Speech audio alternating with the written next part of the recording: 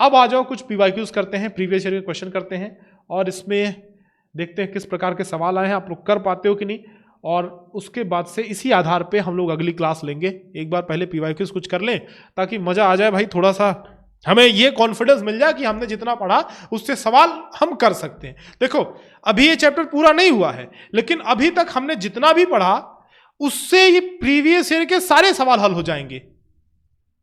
देखो चलते जाओ मेरे साथ। Suppose L and M vary inversely when L is 10, M is 6, which of the following is not a possible pair of corresponding value of L and M? मान लीजिए L और M व्युत्क्रम रूप से परिवर्तित होते हैं। इनवर्स प्रोपोर्शन बताया था मैंने, प्रोपोर्शन दो प्रकार के, पहला डायरेक्ट प्रोपोर्शन, दूसरा इनवर्स प्रोपोर्शन। डायरेक्ट प्रोपोर्शन में क्या होता है बच्चों, अगर आपको याद हो तो मैंने एक कांस्टेंट, अच्छा पहले सवाल पढ़ लेते हैं, सवाल पढ़ लेते हैं। व्युत्क्रम रूप से परिवर्तित होते हैं जब L बराबर 10 है तो M बराबर 6 है, ठीक है। निम्नलिखित में से कौन सी जोड़ी L और M के संभव जोड़ों में से नहीं है? देखना, बात समझना। मैंने आपको बताया था, अगर आपको याद हो तो, एक मैंने कांस्टेंट रिलेशन बताया था कि जब भी कोई चीज प्रोपोर्शन में होता है बच्चों, जब भी कोई चीज प्रोपोर्शन में होता है, चाहे डायरेक्ट चाहे इनवर्स, तो उनके बीच एक रिश्ता होता है, उनके बीच एक संबंध होता है। वो क्या होता है? देखो कांस्टेंट रिलेशन वो क्या है मैं बताता हूं। अगर कोई चीज डायरेक्ट प्रोपोर्शन में है, दो चीजें हैं, मान लो हमारे पास x एंड y है ना, x एंड y, अगर वो डायरेक्ट प्रोपोर्शन में है तो x और y का जो रेशियो होगा वो हमेशा कांस्टेंट होगा, यानी कि k के बराबर होगा।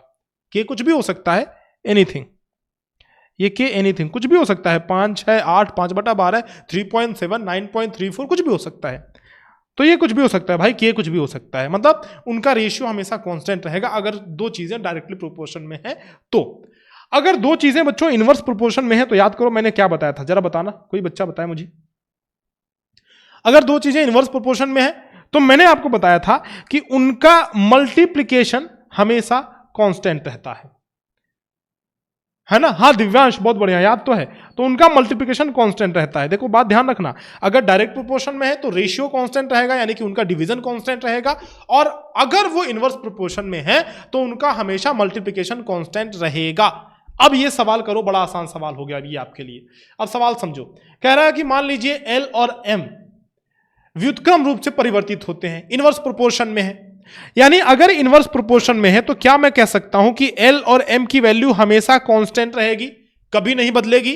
पक्की बात है, ठीक है। तो L की वैल्यू 10 है, M की वैल्यू 6 है, यानी L की वैल्यू 10 है और M की वैल्यू 6 है, यानी K की वैल्यू 60 हो गई, ठीक। यानी हम ये कह सकते हैं कि L और M की जो भी वैल्यू होगी उनका मल्टीप्लिकेशन हमेशा 60 के बराबर होगा। कह सकते हैं, बोलो, कह सकते हैं, ठीक है। अब आपसे कह रहा है ये बताइए भाई कि L और M के संभव जोड़े कौन से नहीं है, इनमें से कौन सा पेयर ऐसा है जो L और M का वैल्यू नहीं हो सकता। अच्छा, L और M का सही वैल्यू के लिए हमको ये पता है कि दोनों का मल्टीप्लिकेशन 60 के बराबर होगा, क्योंकि एक बार कांस्टेंट तय हो गया कि भाई 60 कांस्टेंट है तो वही रहेगा, है ना। तो मल्टीप्लिकेशन जिसमें 60 है वो तो L की वैल्यू, L M की वैल्यू हो सकती है, लेकिन जिसमें मल्टीप्लिकेशन 60 नहीं है वो L M की वैल्यू कभी नहीं हो सकती, है ना। तो देखो 12 पंजे 60, 15 चौके 60, 25 गुणे 2.4, 25 गुना 50 और 25 चौके 100, ये भी 60 आ रहा है।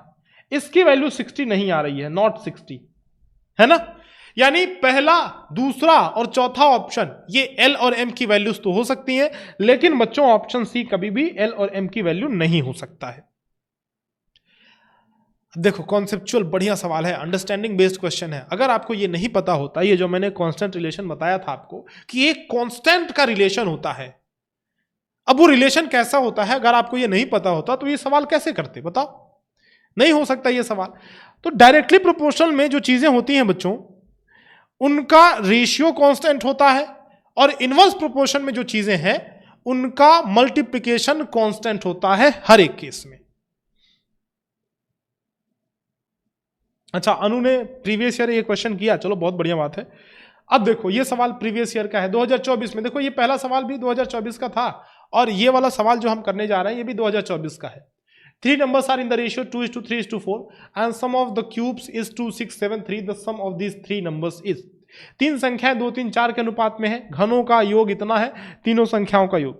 तीन संख्याएं 2, 3, 4 के अनुपात में है, पहला नंबर 2x, दूसरा नंबर 3x और तीसरा नंबर 4x हो गया। अगर क्यूब हम करें तो 2 दूना 4 दूना 8, 8x क्यूब हो गया, 3 3 का 9 3 27, 27x क्यूब हो गया, 4 चौका 16 चौका 64, तो 64x क्यूब हो गया। आपसे कहता है कि उनके घनों का योग इतना है, यानी अगर हम इनको जोड़ दें तो मुझे मिलना चाहिए 2673। मिलना चाहिए कि नहीं? मिलेगा मास्टर, क्यों नहीं मिलेगा? ठीक है, तो अगर हमें 2673 मिलेगा तो देखो ऐसा है बच्चों कि 8 7 15 35 और 35 और 65 कितना हुआ? 99 हो गया।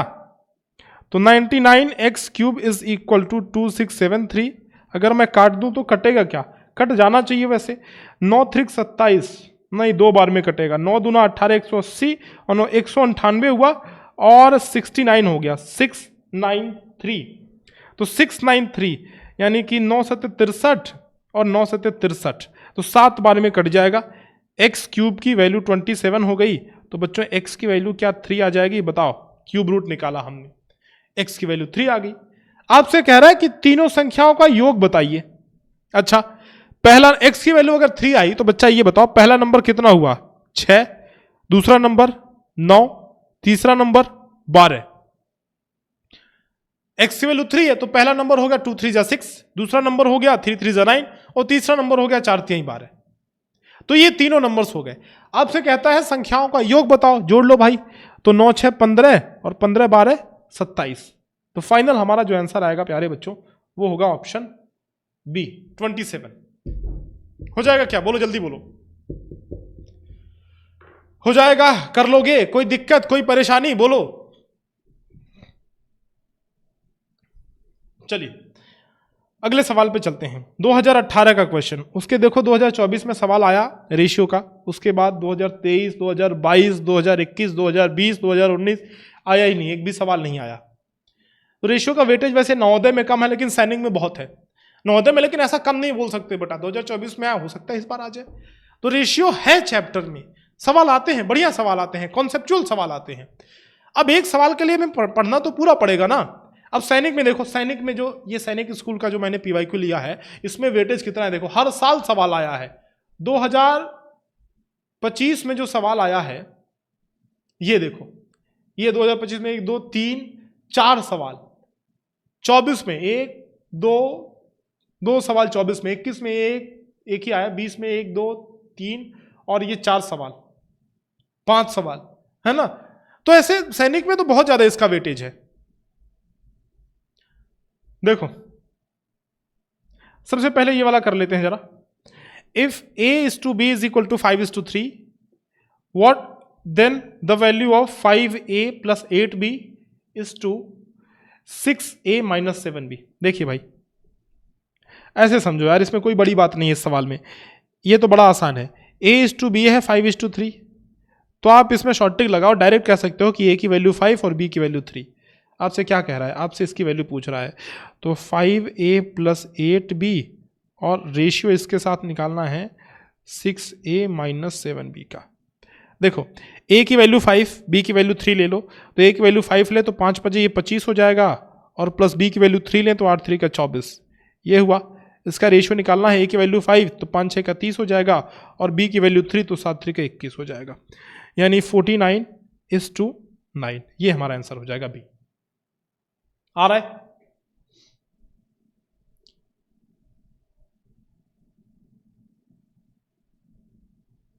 हो जाएगा क्या? कर लोगे? बोलो पक्का? चलो अब सैनिक के सवाल करते हैं बच्चों, जितना हो पाएगा आज भी करेंगे और बाकी सवाल अगले लेक्चर में करेंगे, पर देखते हैं इफ पॉसिबल हम जितने भी सवाल कर लेंगे। देखते हैं, बहुत ज़्यादा है लेकिन सैनिक के सवाल बहुत ज़्यादा है। 128 के बाद ये हमारा है सैनिक के सवाल बेटा 24 सवाल हैं, बहुत ज़्यादा हैं कुल मिलाकर के जो भी मैंने लिया है। लेटेस्ट वाला करते हैं 25 और 24, 2025 का कर लेंगे, 2024 का कर लेंगे, बाकी देखते हैं आगे। देखो the sum of the 300 is divided between A and B such that twice of A's share is less than 3 times B's share by 300 B's share is। 300 की राशि को A B के बीच इस प्रकार विभाजित की जाती है कि A के हिस्से का 2 गुना बी के हिस्से के 3 गुने से 300 कम है, बी का हिस्सा क्या है? देखो डिवीजन का सवाल है, तो 300 की राशि थी, इसको ए और बी में डिवाइड किया गया। ए और बी 2 लोग थे, 2 लोगों में डिवाइड किया गया। कुछ ऐसा डिवाइड किया गया कि ए के हिस्से का 2 गुना बी के हिस्से के 3 गुने से 300 कम है, तो ए के हिस्से का 2 गुना यानी कि 2a बराबर बी के हिस्से के 3 गुने से 300 कम है, यानी कि 3b माइनस 300। ठीक है, वैसे ये अलजेब्राइक एक्सप्रेशन में इस सवाल को ले सकते हैं, रेशियो में लेना इसको जरूरी नहीं था, बट रेशियो मेथड से भी कर सकते हैं, इसको कोई ऐसी दिक्कत वाली बात नहीं है बेटा। ठीक है, तो देखो यहां से हम ऐसा कर सकते हैं, डायरेक्ट अलजेब्राइक मेथड से भी करें तो देखो a plus B is equal to 300 आएगा, क्योंकि 300 रुपए को ही a और b में बांटा गया है। ठीक, तो a और b मिला के 300 के बराबर होगा, यानी हम ऐसा बोल सकते हैं कि a plus B is equal to 300। तो मैं अगर b की वैल्यू यहां से निकाल लूं, या फिर ऐसा करते हैं बेटा, सुनो, a plus B is equal to 300 आया। अब मैं ये चाह रहा हूं कि b को इधर लेके आ जाओ, तो a is equal to 300 minus B, 2 का दोनों तरफ मल्टीप्लाई कर देते हैं, 2 इंटू दिस, और इसमें भी 2 का मल्टीप्लाई कर देते हैं, तो 2a is equal to 600 minus 2b।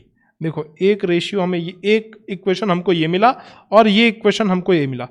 हमने 2 का मल्टीप्लाई क्यों किया, बात समझना, 2 का मल्टीप्लाई इसलिए किया क्योंकि ऊपर हमें 2a मिल रहा था, तो जब हमने 2 का मल्टीप्लाई किया, अरे भाई क्या हो रहा है, तो जब हमने 2 का मल्टीप्लाई किया तो बात बन गई हमारी, और क्या बात बन गई कि भाई यहां भी 2a मिल गया, यहां भी 2a मिल गया, इसमें से ये घटा देंगे तो खत्म हो जाएगा। ठीक, अब ऐसा करते हैं कि इसमें से ये घटा दो, है ना, तो जब 2a में से 2a घटेगा तो 0 आ जाएगा, और इसमें से ये घटा दो तो 3b में से 2b माइनस होगा तो 5b हो जाएगा, है ना। देखो ऐसा है कि इसमें से ये घटा रहे हैं तो माइनस और घटाएंगे तो माइनस माइनस मिलके प्लस बन जाएगा। ठीक, तो ये प्लस 2b हो जाएगा, 3b माइनस 2b, तो माइनस माइनस मिलके प्लस बनेगा तो 5b हो जाएगा। माइनस 300 में से माइनस 600 घटा रहे हैं, मतलब माइनस 300 में से 600 घटा रहे हैं, तो ये माइनस 900 हो जाएगा। यहां से हम देखते हैं कि 5b की वैल्यू 900 हो गई, यानी बच्चों b की जो वैल्यू आएगी, अगर हम b की इसको आगे सॉल्व करें और b की वैल्यू निकालें तो b की वैल्यू आ जाएगी, 5 से काटो तो 18 पंजे 90, 180, b की वैल्यू 180 आ गई। ठीक, अगर b की वैल्यू 180 है, आपसे क्या कह रहे हैं, अच्छा b का हिस्सा पूछ रहा है, लो भाई आ गया, डी ऑप्शन आ गया, सीधा सीधा आ गया, तो b की वैल्यू 180 आ गई। ठीक, चलो अगले सवाल पे चलते हैं। आपसे क्या कह रहा है, in a city 40% of the adults are uneducated while 85% of the childrens are educated. If the ratio of the numbers of adults to that of children is 2:3, what percent of population is educated? एक शहर में 40% वयस्क जो हैं अशिक्षित हैं, जबकि 85% बच्चे शिक्षित हैं। ठीक है, यदि वयस्कों और बच्चों की संख्या का अनुपात 2:3 है तो जनसंख्या का कितना प्रतिशत शिक्षित है, यह आपसे पूछा जा रहा है। देखिए एक शहर है बच्चों जिसमें कुछ बड़े लोग रहते हैं, अडल्ट लोग रहते हैं, और कुछ बच्चे हैं, है ना, एडल्ट है और चिल्ड्रन है। आपसे सवाल में कहता है कि बड़े लोगों का, वयस्कों का और बच्चों की संख्या का जो रेशियो है 2:3 है। यानी अगर मैं ये मान लूं कि बड़े लोग की संख्या 2x है तो बच्चों की संख्या 3x हो जाएगी, 2:3।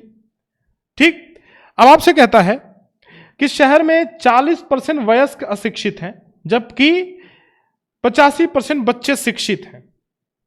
ये बताओ बेटा, यहां से मेरी बात समझो कि अगर 40% लोग अशिक्षित हैं, मतलब पढ़े लिखे नहीं हैं, तो मैं कह सकता हूं कि 60% बड़े लोग पढ़े लिखे हैं, शिक्षित हैं। सही बात है भाई, 100% टोटल माना जाता है, तो टोटल 100% में से बच्चों अगर 40% पढ़े लिखे नहीं है तो 60% पढ़े लिखे हैं, है ना, जबकि 85% बच्चे शिक्षित हैं। तो अगर मैं बड़ों की बात करूं तो इसका 60% पढ़े लिखे हैं, और बच्चों की बात करूं तो बच्चों का 85% बच्चे पढ़े लिखे हैं। ठीक है, और जनसंख्या का कितना प्रतिशत शिक्षित है, आपसे कह रहा है कि जनसंख्या का कितना परसेंट शिक्षित है। देखिए बात समझिए, तो 2x का अगर 60% मैं निकालूं, वैसे x मानने की जरूरत नहीं थी, डायरेक्ट आप ऐसे कर सकते हो कि मान लो दो लोग, ठीक है x ही मान के करते हैं, कोई दिक्कत नहीं है। तो देखो ऐसा है कि 2x का 60% निकालोगे तो 60% कितना होगा, 2x इंटू 60/100, और 85% निकालोगे 3x का तो 3x इंटू 85/100। जरा काट पीट लेते हैं बेटा, तो काटेंगे तो यहाँ से आएगा 20 3 60, 20 पंजे 100, यानी कि 6x/5 ही आ गया। और यहाँ से 5 से काटा तो 17 पचे 85, 5 से काटा तो 20 आ गया, 17 3 51 x/20 आ गया। यहाँ पे भी वैसा ही कुछ लिखते हैं, 20 के फॉर्म में लिखते हैं ताकि हमारा सवाल आसान रहे थोड़ा सा। तो एक काम करता हूँ, मैं 20 के फॉर्म में लिखता हूँ, 5 से ही काटता हूँ, ठीक है, दोनों तरफ रहेगा तो ईजी रहेगा। तो 5 से काटा तो 12 पंजे 60, 5 से काटा तो 20 हो गया, ठीक, तो 24x/20 हो गया। अब मेरी बात समझना, यानी हम ये कह सकते हैं कि भाई इतने बड़े लोग शिक्षित हैं और इतने बच्चे जो हैं वो शिक्षित हैं। आपसे कह रहा है कि जनसंख्या का कितना परसेंट शिक्षित है। अब दोनों को मिला करके अगर हम देखें तो 24x और प्लस 51x यानी कि 5 2 7 75x/20, ये टोटल लोग एजुकेटेड हैं यानी कि शिक्षित हैं, ठीक है। ये कुल मिलाकर के 75x/20 लोग जो हैं वो शिक्षित हैं। अच्छा, अब अगर हम ये देखें कि टोटल जनसंख्या कितनी थी बड़ों को मिलाकर के और बच्चों को मिलाकर के, तो बड़े जो थे, बड़ों की संख्या 2x थी और बच्चों की संख्या जो थी बच्चों वो थी 3x। तो यानी कि कुल जनसंख्या उस शहर में थी 2x और 3x को मिलाएंगे तो कुल 5x लोग थे, और इन 5x लोगों में से इतने लोग शिक्षित हैं। तो हम क्या बोल सकते हैं, परसेंटेज अगर हमें निकालना है तो हम करेंगे बेटा कि 75x/20 लोग शिक्षित हैं और टोटल 5x लोग थे। परसेंटेज निकालने के लिए 100 से मल्टीप्लाई कर दो, ये इधर जो है नीचे आ जाएगा, तो 75x/20 25 100x और गुणे 100, जीरो से ये डबल जीरो से डबल जीरो उड़ गया, x से x उड़ गया, यानी कि 75% लोग जो हैं वो टोटल एजुकेटेड हैं। 75%। हाँ, ये थोड़ा सा हार्ड सवाल है। 75%, the answer will be 75%, option D. आपके उम्मीद से ये थोड़ा सा कठिन सवाल है, लेकिन देखो इससे थोड़ा सा मोटिवेशन आपको ये लेना है कि अगर इतने हार्ड सवाल आते हैं तो हमें कहीं इससे ज्यादा हार्ड सवाल करने होंगे, तभी आप एग्जाम में अच्छा परफॉर्म कर पाओगे। हाँ दिव्यांश, समराइज करता हूं, देखो बात समझो, पहले क्वेश्चन ध्यान से पढ़ो। In a city 40% of the adult are uneducated, मतलब 40% जो अडल्ट हैं वो शिक्षित नहीं है, नहीं पढ़े लिखे हैं, तो 60% पढ़े लिखे हैं, है ना। तो अडल्ट अगर 60% पढ़े लिखे हैं, मैंने कहा अडल्ट 60% पढ़े लिखे हैं, यहां से मैंने एक कंक्लूजन निकाला। अगला कहता है कि 85% जो है चिल्ड्रेन एजुकेटेड है, तो अडल्ट 60% एजुकेटेड है और चिल्ड्रेन 85% एजुकेटेड है। ये मैंने एजुकेटेड की संख्या निकाली, और कुल मिला के जो रेशियो है, जो बच्चे हैं और जो बड़े हैं उनका जो रेशियो दिया हुआ है, बड़े और बच्चों का रेशियो वो 2:3 दिया हुआ है। तो मैंने कहा कि बड़े जो है उनकी संख्या टोटल एजुकेटेड अनएजुकेटेड मिला करके टोटल बड़ों की जो संख्या है वो 2x है और टोटल जो बच्चों की संख्या है वो 3x है। यानी शहर में टोटल कितने लोग हैं, बच्चे बड़े सब मिला करके 2x और प्लस 3x, तो टोटल मिला करके 5x लोग हैं। तो ये कुल संख्या हो गई, कुल जनसंख्या हो गई, total population of the city, ये टोटल पॉपुलेशन हो गई। अब देखो कहता है कि बड़ों का 60% एजुकेटेड है, तो 2x का 60% मैंने निकाल लिया। बच्चों का 85% एजुकेटेड है, तो 3x का 85% निकाल लिया। कुल कितने एजुकेटेड हैं, तो इसको और इसको जोड़ लिया तो हमको पता चला कि भाई कुल इतने लोग एजुकेटेड हैं। ठीक, कहता है ये बताओ कि टोटल कितने परसेंट लोग एजुकेटेड हैं, तो भाई इतने लोग एजुकेटेड हैं, टोटल लोग कितने हैं, 5x लोग हैं। परसेंटेज निकालने की बात हमने आपको समझाई थी कि अगर आपको परसेंटेज निकालना हुआ तो बेस नीचे रखेंगे और जिसका प्रतिशत निकाल रहा है उसको ऊपर रखेंगे। 5x लोग टोटल थे, तो हमने 5x को नीचे रखा और परसेंटेज किसका निकाल रहे हैं, इसका परसेंट निकाल रहे हैं। क्योंकि इतने लोग एजुकेटेड हैं, इतने लोग शिक्षित हैं, तो इसका परसेंटेज निकाल रहे हैं और 5x टोटल लोग हैं, तो दिस परसेंट निकालने के लिए 100 से गुणा कर दिया। ठीक है, गुणा कर दिया तो बेटा ये डायरेक्ट आप देखो कि ये 20 नीचे आ जाएगा, ये 100 हो जाएगा, x से x कट गया, ये कट गया, 75% एजुकेटेड है। आयुषी क्या बोल रहे हो बेटा? 75% एजुकेटेड। हाँ ठीक, अच्छा ठीक तो लिखा था बेटा, कोई दिक्कत नहीं है। एजुकेटेड की बात, आयुषी एजुकेटेड की बात कर रहा है। देखो ना सवाल में यहां दिया हुआ है कि 40% जो बड़े लोग हैं, 40% अडल्ट जो हैं वो अनएजुकेटेड हैं। तो मैं कह सकता हूं कि भाई 100% में से 40 घटाया तो 60% एजुकेटेड है। मैं केवल एजुकेटेड की बात कर रहा हूं, अनएजुकेटेड की बात नहीं कर रहा हूं। आई क्या बात समझ में? बताओ, हो जाएगा? चलो वैसे भी देखो बेटा, एक छोटा तरीका मैं आपको बताता हूं, शायद वो तरीका आपको पसंद आए, क्योंकि यहां पे प्रतिशत की बात कर रहा है, आपसे ये तो नहीं कर रहा है कि एक्चुअल नंबर बताओ। तो जब भी परसेंट की बात करता हो ना, तो हम लोग अपने हिसाब से कुछ भी जनसंख्या मान सकते हैं। तो देखो एक इसका आसान तरीका बताता हूं, आसान तरीका बताता हूं। देखो आपसे लास्ट में पहले क्या पूछा है, देखो आपसे पूछा है कि what percent of population is educated. Percent पूछा है या एक्चुअल पॉपुलेशन पूछा है? पहले तो मुझे ये बताओ, क्या परसेंट पूछा है या एक्चुअल पॉपुलेशन पूछा है? परसेंट पूछा है। अगर एक्चुअल पॉपुलेशन पूछता तब हम अपनी तरफ से कुछ भी पॉपुलेशन नहीं मान सकते, लेकिन अगर परसेंट पूछा है तो परसेंट एक रिलेटिव क्वांटिटी होती है, कंपेरेटिव क्वांटिटी होती है। रेशियो, परसेंटेज, ये दोनों चीज एक कंपेरेटिव क्वांटिटी है, रिलेटिव क्वांटिटी है। तो जब भी कोई रिलेटिव क्वांटिटी की बात करता है तो एक्चुअल की जरूरत तो है नहीं, हमें बस कंपेयर करना है, ठीक है? तो हम अपनी तरफ से कुछ भी पॉपुलेशन मान सकते हैं। तो देखो ऐसा है कि आसान करने के लिए सवाल को तुम ऐसा करो कि कह रहा है कि एडल्ट और बच्चों का जो रेशियो है, अडल्ट और बच्चों का रेशियो है वो कह रहा है 2:3 है। तो हमने पहला मान लिया कि भाई 2:3 है रेशियो हमने माना। हम अपनी तरफ से आसानी के लिए, सहूलियत के लिए हमने पॉपुलेशन मान लिया कि अडल्ट दोनों में 100 से गुणा कर दिया, रेशियो है ना तो गुणा तो कर ही सकते हैं। तो हमने मान लिया कि अडल्ट 200 लोग थे और बच्चे थे 300, यानी कि टोटल पॉपुलेशन 500 थी। यह बात मान सकते हैं। आपसे कहता है कि 200 लोगों का 60% जो है एजुकेटेड थे, 40 अनएजुकेटेड है तो 60 एजुकेटेड है ना? तो इसका 60% निकाल लो। बच्चों का 85% एजुकेटेड है तो इसका 85% निकाल लो। यानी अगर हम एजुकेटेड की बात करें तो ये 120 बड़े लोग एजुकेटेड है और 85 तिहाई 8 3 के 24 5 तिहाई 15 255 जो है वो बच्चे एजुकेटेड है। आई बात समझ में? यानी ये जो अभी हमने नंबर निकाला ये एजुकेटेड की संख्या है कि भाई कितने लोग पढ़े लिखे हैं। दोनों को जोड़ दें तो हमें पता चलेगा कि टोटल जो एजुकेटेड हैं, जो टोटल एजुकेटेड हैं वो 375 आ जाएगा, है ना? टोटल एजुकेटेड बेटा 375 आया। और अगर हम परसेंटेज निकालें तो टोटल लोग 500 थे, तो 375 अपॉन 500 इंटू 100 कर दो, 5 से काट दो, बड़े आराम से आप आंसर लेके आ जाओगे। 00 से 00 उड़ गया, 5 7 35 और 5 5 25, यानी कि 75% लोग एजुकेटेड थे। हो जाएगा क्या? बताओ, कर लोगे?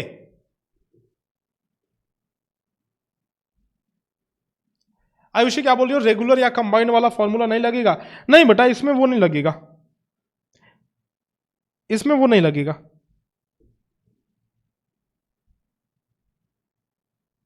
इसमें परसेंटेज और रेशियो मिक्स कर दिया इसने, ठीक? तो आप मान सकते हो अपने हिसाब से पॉपुलेशन ऐसा मानो कि कैलकुलेशन में आसान रहे। इस तरीके से आप कैलकुलेशन बड़ा आसान कर सकते हो अपने लेवल पर। एक्स मान के भी कर सकते हो, लेकिन कोई जरूरी नहीं है, इसमें डायरेक्ट भी हो सकता है। तो 2025 का 2 सवाल और है, ऐसा करते हैं 2025 का कर लेते हैं, 2024 का बाकी अगली क्लास में करेंगे, ठीक है? सेकेंड वाला अच्छा है, ठीक है आयुषी, सेकेंड वाले से कर लो। ये 2025 के 2 सवाल बचे हैं, उसको कर लेते हैं, ठीक? उसके बाद छुट्टी देता हूं। देखो अच्छा, इसमें दिया हुआ है ए बी सी का रेशियो दिया हुआ है, तो A:B:C का रेशियो दिया हुआ है कितना? ये दिया हुआ है 1/3:1/6:1/9। बच्चों जब भी रेशियो फ्रैक्शन में दिया हुआ होता है तो मैंने आपसे कहा कि एलसीएम निकाल लेना, तो एलसीएम निकालो। 369 का एलसीएम निकालो फटाफट, 369 का एलसीएम निकालो फटाफट। तो एलसीएम निकालोगे तो 9 दूना 18, 18 एलसीएम आ जाएगा। तो 18 का इसमें मल्टीप्लाई करो, 18 का इसमें भी मल्टीप्लाई करो, इसमें भी मल्टीप्लाई करो, यानी जो एक्चुअल रेशियो आएगा 6 और 3 6 का 18, 6 3 का 18, 9 दूना 18, यानी ए बी सी का जो सही में रेशियो आया वो ये आया, आ जाएगा। ए बी सी का रेशियो ये आ जाएगा, ठीक है। अब आपसे कह रहा है अगर ए बी सी का रेशियो ये है, देखो हमने लिख लिया भाई, ए बी सी का अगर रेशियो आया 6 3 और 2, तो हमने कहा कि ए की वैल्यू ये है, बी की वैल्यू ये है और सी की वैल्यू ये है, ए बी सी की वैल्यू आ गई। अब आपको इसकी वैल्यू निकालनी है, तो देखो A square plus B square, A square plus B square upon B square minus C square.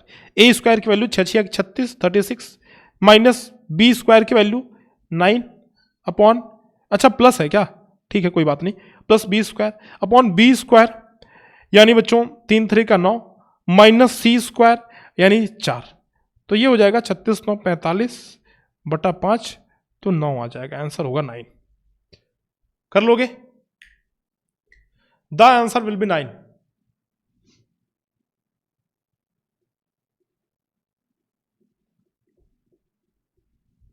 ठीक है, आओ अगले सवाल पे जरा चलते हैं। ये देखो ये क्या कह रहा है, बहुत छोटा सा सवाल है, कॉन्सेप्चुअल सवाल है, करो। कह रहा है निम्नलिखित तालिका का ध्यान पूर्वक अध्ययन करें और सही विकल्प चुनें। Study the following table carefully and choose the correct answer. Options क्या है? In both tables A and B X and Y are in direct proportion. अच्छा डायरेक्ट इनडायरेक्ट की बात कर रहा है, कह रहा है दोनों टेबल में एक्स और वाई डायरेक्ट प्रोपोर्शन में, पहला ऑप्शन कह रहा है। दूसरे में कह रहा है कि दोनों टेबल में एक्स और वाई डायरेक्ट प्रोपोर्शन में नहीं है, कह रहा है, ठीक है। तीसरे में कहता है कि इन टेबल ए एक्स और Y, X and Y are in direct proportion, and in table B X and Y are not in direct proportion. यानी टेबल ए में जो है, टेबल ए इधर है, टेबल बी इधर है। टेबल ए में कहता है एक्स वाई डायरेक्ट प्रोपोर्शन में है और एक्स वाई इसमें डायरेक्ट प्रोपोर्शन में नहीं है। चौथे में कहता है कि सारणी ए में एक्स और वाई प्रत्यक्ष समानुपात में नहीं है और बी में डायरेक्ट प्रोपोर्शन में है। टेबल में कहता है इसमें डायरेक्ट प्रोपोर्शन में है और इसमें डायरेक्ट प्रोपोर्शन में नहीं है। मतलब कुल मिला के ये है बात कि हमें ये देखना है कि किसमें ये जो राशियां हैं, मतलब एक्स और वाई है, वो किसमें डायरेक्ट प्रोपोर्शन में है और किसमें नहीं है। बस इतनी सी बात हमको देखनी है, ठीक। तो देखो डायरेक्ट प्रोपोर्शन में अगर चीजें रहेंगी तो मैंने आपसे कहा है, बताया है पिछले क्लासेस में कि जो रेशियो होगा हमेशा कांस्टेंट रहेगा। डायरेक्ट प्रोपोर्शन में है तो रेशियो कांस्टेंट रहेगा, डायरेक्ट प्रोपोर्शन में नहीं है तो रेशियो कांस्टेंट नहीं रहेगा। इनवर्स प्रोपोर्शन में है तो मल्टीप्लिकेशन यानी कि दोनों का प्रोडक्ट कांस्टेंट रहेगा। डायरेक्ट प्रोपोर्शन में है तो रेशियो कांस्टेंट रहेगा, ठीक है। तो बच्चों अगर देखो सबसे पहले देखते हैं कि क्या रेशियो कांस्टेंट है।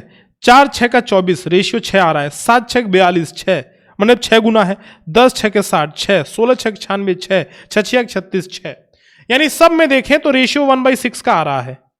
1/6 काटो, 1/6 1/6 1/6 1/6 1/6, सभी में रेशियो 1/6 है। यानी हम ये कह सकते हैं कि टेबल बी जो है ये तो डायरेक्ट प्रोपोर्शन है, ठीक, पक्की बात है। टेबल ए देखते हैं, 3 चौका 12, 6 चौका 24, 3 चौका 12, यानी ये तो ठीक है भाई, ये तो डायरेक्ट प्रोपोर्शन में है। 6 चौका 24 भी है, 3 चौका 12 भी है, लेकिन 20 चौका 80 होना चाहिए था, ये 60 है, तो डायरेक्ट प्रोपोर्शन नहीं है, ठीक। ये 15 3 45 है, जबकि 15 चौका 60 होना चाहिए, ये भी प्रोपोर्शन में नहीं है। तो कुल मिला के हम ये कह सकते हैं, क्योंकि यहां पे रेशियो बदल जा रहा है, रेशियो यहां पे 1/4 का रेशियो है, यहां भी 1/4 का रेशियो है, यहां भी, और देखो यहां 1/4 का रेशियो, यहां 1/4 का रेशियो, यहां 1/4 का रेशियो, यहां है 1/3 का रेशियो, यहां 1/3 का रेशियो, यानी रेशियो चेंज हो गया। रेशियो चेंज हो गया मतलब डायरेक्ट प्रोपोर्शन नहीं है। रेशियो सेम रहता तो हम कहते डायरेक्ट प्रोपोर्शन है। मतलब यह हुआ कि टेबल ए डायरेक्ट प्रोपोर्शन में नहीं है और टेबल बी डायरेक्ट प्रोपोर्शन में है। कौन सा ऑप्शन है, देखो जरा बताओ। टेबल ए डायरेक्ट प्रोपोर्शन में नहीं है, ऑप्शन डी सही होगा, ठीक। In table A X and Y are not in direct proportion. भाई टेबल ए ये वाला नहीं है, टेबल ए ये वाला है, देखो ऑप्शन डी, ये वाला डायरेक्ट प्रोपोर्शन में नहीं है। सारणी ए में एक्स और वाई प्रत्यक्ष समानुपात में, यहां लिखा है टेबल ए, देखो टेबल ए लिखा है, तुम लोग इसको समझ रहे होगे, टेबल ए उल्टा दे दिया है। तो टेबल ए में एक्स और वाई डायरेक्ट प्रोपोर्शन में नहीं है और टेबल बी में एक्स और वाई डायरेक्ट प्रोपोर्शन में है। ऑप्शन डी होगा सही। कर लोगे? 2024 में कितने सवाल थे भाई? 24 में 1 2 सवाल है। चलो ये भी कर लेते हैं, 2 सवाल है, जल्दी जल्दी फटाफट हो जाएगा। देखो 30% of A plus B is equal to 50% of A minus B, then A is to B. 30% यानी कि 30% ऑफ का मतलब गुणा ए प्लस बी बराबर 50% of A minus B, 50% of A minus B. देखो बेटा परसेंट से परसेंट उड़ गया, उड़ा दो मास्टर, कोई दिक्कत नहीं है। 0 से 0 उड़ गया, कोई दिक्कत ही नहीं है हमें। 3a प्लस 3b, तो 3a plus 3b is equal to 5a minus 5b। चलो भाई इधर उधर अदला बदली कर लेते हैं, सामान का अदला बदली कर लेते हैं। इधर हो गया इधर हो गया, तो 2a is equal to 2a is equal to 2a is equal to 2b आएगा क्या? ना ना ना, ऐसा है क्या? क्या ऐसा है? हाँ मास्टर लग तो रहा है। देखो भाई देखो देखो देखो देखो देखो देखो ऐसा है, उधर लेके आ गया ना। 2a इज इक्वल टू 8, हाँ ठीक तो है 8b, यानी a बाई बी का जो रेशियो हो गया 8/2 हो गया। तो a बाई बी का जो रेशियो आ गया, 2 करने दो 2 चुका, यानी कि 4:1। a और b का रेशियो आ गया 4:1। ठीक है, ठीक हो जाएगा। 4:1 ए और बी का रेशियो बता रहा था इसमें। आओ last question, A B C D ये है, तो सीधा सीधा आपको आंसर निकालना है a² b² c²। अच्छा देखो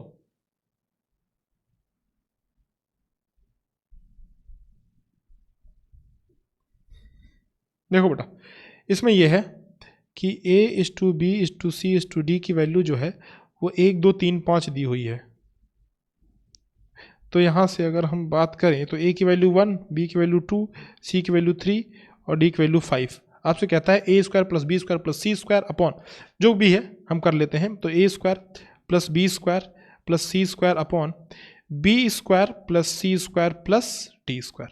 देखो अगर हम इसको काट दें तो a की वैल्यू है 1 तो 1 का स्क्वायर, b की वैल्यू है 2 तो 2 का स्क्वायर, c की वैल्यू 3 का स्क्वायर अपॉन b की वैल्यू है 2 तो 2 का स्क्वायर, c की वैल्यू है 3 तो 3 का स्क्वायर एंड d की वैल्यू है 5 तो 5 का स्क्वायर।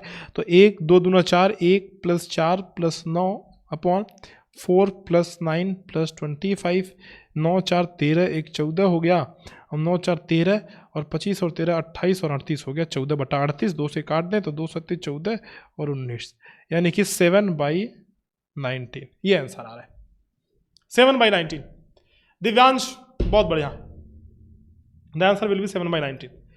चलिए बच्चों 2024 का तो हमने कर लिया और बाकी का करते रहेंगे, आगे की क्लासेस में बाकी का करते रहेंगे। बाकी आप सभी को दीपावली की शुभकामनाएं, ढेर सारी शुभकामनाएं दीपावली की। खूब खुश रहो, मस्त रहो, जबरदस्त रहो भाई, पढ़ाई लिखाई करते रहो। कल परसों दीपावली की आपकी छुट्टी रहेगी, दिवाली की छुट्टियां कल से आपकी प्रारंभ हो रही हैं, तो कल और परसों दिवाली की छुट्टी रहेगी। कल तो वैसे रहना ही है, संडे है, और परसों सोमवार की दीपावली की आपकी छुट्टी रहेगी। बाकी मंगलवार से वापस से हम लोग क्लास की शुरुआत करेंगे, रिज्यूम करेंगे और इस चैप्टर को 2 और 3 लेक्चर्स में और मिला करके हम खत्म कर देंगे। ठीक है, चलिए गुड नाइट, जय हिंद।